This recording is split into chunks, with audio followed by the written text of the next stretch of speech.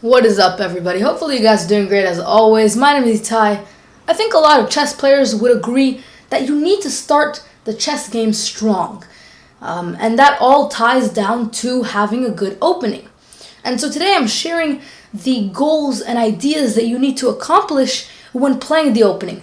So rather than just memorizing a certain amount of moves and then playing them on the board, you can actually understand why you need to play the moves, and therefore if you forget what you need to play, you can just think and find a good move.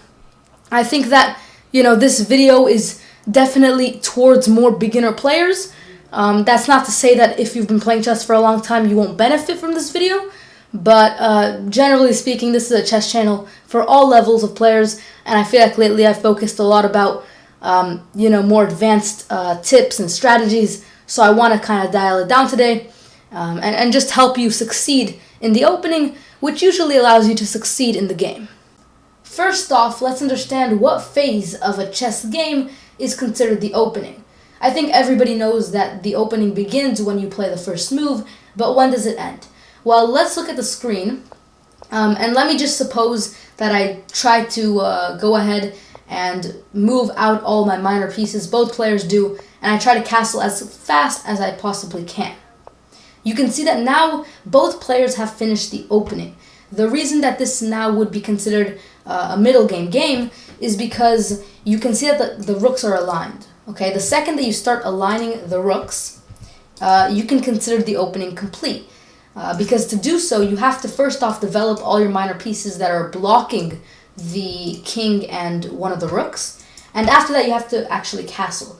And once you've done that, usually you get to a position where you can start attacking and forming attacks and defending from attacks, and the middle game begins. So when you connect your rooks, usually the opening is considered complete.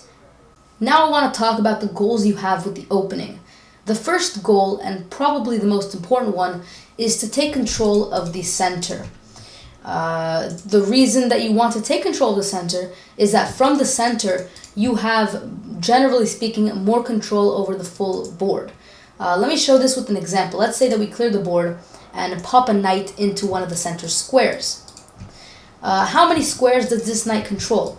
Well, you can see that this knight actually ends up controlling 8 squares, right? Just simply by going ahead and showing you where all the squares that the knight controls, you can see that the knight controls 8 squares. If we were to counter this with the knight in one of the corner places, you can see that this knight, let's use a different color, this knight only controls 2 squares. So a piece in the center has a lot more control over the rest of the board than a piece in the side of the board.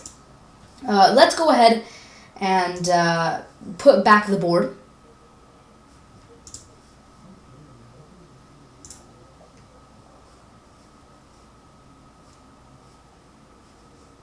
Alright, so now that we know that we want to control the center, we can already rule out a couple of extreme openings like a4 or h3, both doing nothing for the center, whereas a move like d4 takes control of the d4 square and also the e5 square.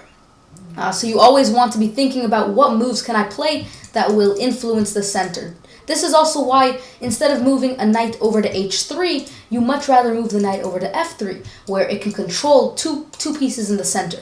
Okay, so always have that control of the center. Your next goal is to develop your minor and major pieces. A lot of times people make the mistake of just pushing pawns out. So if you're playing as white, let's say you play d4, which is a wonderful starting move. It controls the center, like I just talked about. But then let's say you're met with a move like this, and you just continue pushing out pawns, making a pawn chain, if you will. And then you're met with this, and you can see that you just continue pushing out your pawns, make this little triangle formation. Eventually you're going to get to a point where pushing pawns is not going to lead you anywhere. You might have some strong formations with pawns, but you won't be able to castle, first off, so you'll never really get out of the opening. And also, these bishops and these horses, or knights, as they're properly known, control a lot more and have a lot more influence than simple pawns. Okay, so having the pieces and the minor pieces in the center. So, for example, black could end up moving the knight here, where now it's in an outpost, and now this knight just controls so much. And eventually you're going to realize that by moving all these pieces out, maybe, you have some control of the center, but your opponent is going to win a lot more of your battles because they just have a lot more general control over the board because they have more pieces out. So it's not wrong when you think just get all your pieces out there. That doesn't mean that you just want to make moves like this every single move, right? You always want to keep all your goals in mind, so rather you could play a move like this and keep the center in control. But you definitely want to be developing your pieces. It helps you castle and helps you gain control over the board. Another goal that I just want to mention, which should be obvious if you want to get anywhere in your development, but you want to castle as quickly as you can. So this also kind of supports the idea of getting your pieces out there, but you can continue. You can start by playing a pawn move, that's completely fine, but eventually you're going to want to move out your other pieces, and so you'll be able to castle, right? So if we just look at this example here, for example, you're eventually going to want to move out some of your pieces so you can castle, because the faster you castle, first off, okay, let's just suppose that both players castle. First off, your king is a lot more safe, and second off, you can start bringing your rooks into the action. So it's always kind of a fight for who can bring more pieces in the action in the start, because in the middle game, the more pieces you have, the stronger all your fights can be. So you definitely want to think about castling as quickly as you can to get all your pieces involved. Now I'm going to run through a very common opening and show you exactly how all the moves that you play support the 3 goals that you want to achieve. So let's start with e4, very common, and you're met with e5, very, very common response. And you just move out your knights. And you can see that already, if we just analyze these moves here, the first move takes control of the center. In fact, it takes control of 2 center pieces. Same with the response, 2 center pieces. And now you are just trying to move out your knight to not only attack the pawn, but the main benefit from this knight, because it's very easy to protect the pawn by playing a move like this, but the main benefit is to control the center squares. And same with black, protecting the pawn, but once again, controlling the center squares. So you always want to be controlling the center squares. And let's say that this transposes into the 4 knights variation. For some reason, it's not letting me move this knight here. I think that it's related to some internet issues, but let's suppose the knight is right here. Then now you can see that both players control a lot of the center. And by doing so, you can see that both players have also managed to develop their pieces, or their minor pieces.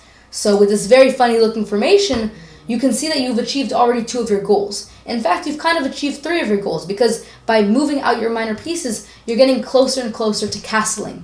So you want to make sure that your opening involves all of the ideas. Take control of the center, develop your pieces, and finally castle. I hope this video helped. I know this isn't a very complicated topic, and I assume that a lot of people might already know the things that I shared in this video. But after all, this is a chess channel for all levels, so I want to make sure that I don't only make videos related to very complicated strategies, but I also want to make sure that I make videos for people who are maybe new to chess and just learned how the pieces move and your goal in chess.